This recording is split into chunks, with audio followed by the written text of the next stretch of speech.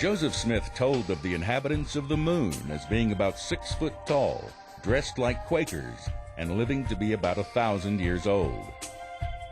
Since Neil Armstrong's walk on the moon in 1969, we now know there are no Quaker-looking people on the moon.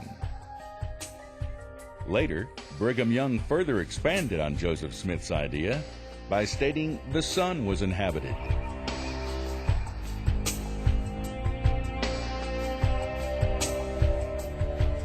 The city of New Jerusalem, which city shall be built beginning at the temple lot, which is appointed by the finger of the Lord in the western boundaries of the state of Missouri, and dedicated by the hand of Joseph Smith, beginning at this place, even the place of the temple, which temple shall be reared in this generation.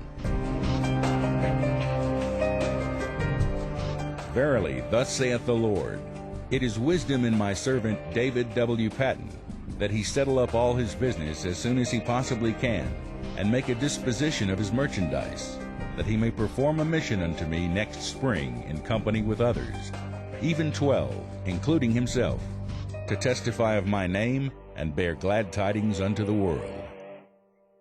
If you do some research on this and study what the history says, it tells us that David W. Patton died at the Battle of Crooked River in the fall of that year. So in the spring, he didn't go on his mission. In Doctrine and Covenants, chapter 1, it says this, search these commandments, for they are true and faithful, and the prophecies and promises which are in them shall all be fulfilled. What I, the Lord, have spoken, I have spoken, and I excuse not myself. And though the heavens and the earth pass away, my word shall not pass away, but shall all be fulfilled, whether by mine own voice or by the voice of my servant, it is the same. And this passage just says that you can't make any excuses for a prophecy that doesn't come true.